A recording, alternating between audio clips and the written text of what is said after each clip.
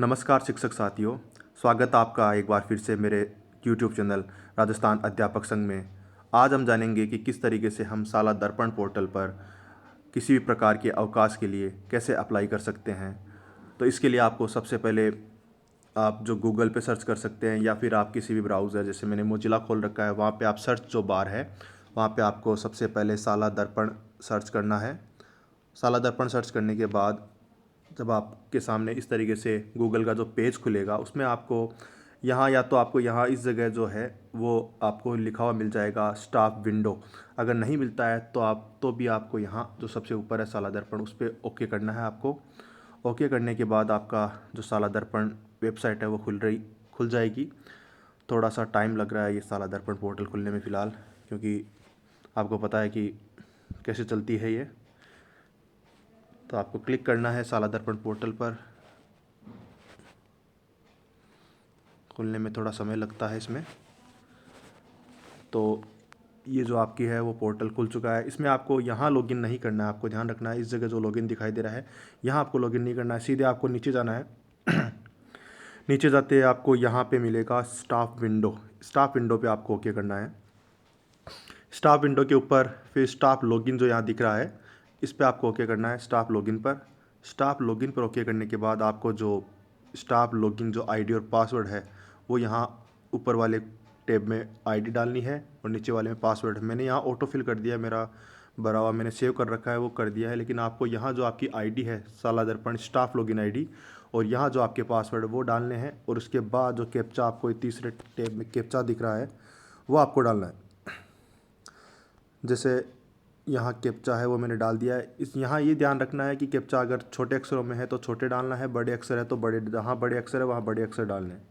और उसके बाद लॉगिन पे आपको क्लिक कर देना है। लॉगिन पे क्लिक करने के बाद इस तरीके से जो यहाँ पे 3 आपको ये लाइनें दिख रही है, यहाँ पे आपको ओके करना है। ओके करते ही आपका जो ये खुलेगा, इसमें आपको अप्लाई वाले पे ओके करना है। अप्लाई वाले पे ओके करने के बाद लीव एप्लीकेशन जो दिख रहा है, लीव एप्लीकेशन पे ओके करना है। और लीव एप्लीकेशन के बाद एक और लीव एप्लीकेशन जो आ रहा है, इस पर आपको ओके करना है। लीव एप्लीकेशन आते ही आपको इस तरीके का जो पेज है वो दिखेगा। इसमें आपको सबसे पहले आपका नाम और आपकी पोस्ट दिखाई दे जाएगी। उसके बाद जो लीव रीजन है इस पर आपको ओके करना है। तो ये जो आपके जितने भी रीजन्स है, आपके जो भी आपको चूज़ करना है वो कर सकते हो। जैसे अगर सीएल लेनी है आपको तो डोमेस्टिक या पर्सनल या फिर कैजुअल या इंसिडेंटल, इनमें से आप कोई सा भी सेलेक्ट कर सकते हैं।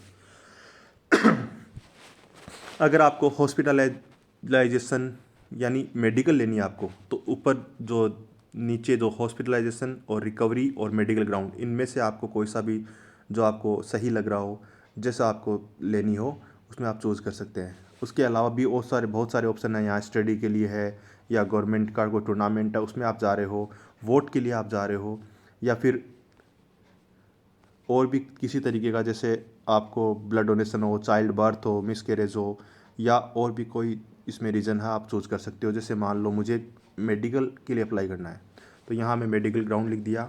उसके बाद लीव टाइप, अब लीव टाइप अगर आपने सीएल लेनी है तो सीएल, रूपांतरित अवकाश लेना है तो रूपांतरित, और मेडिकल का आपको पता है कि इसे बोलते हैं हाफ पे लीव।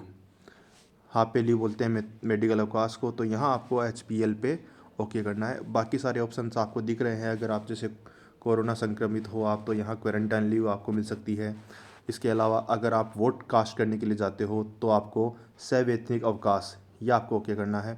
अगर आप हाफ सीएल लेते हो तो यहाँ हाफ सीएल दिख रही है।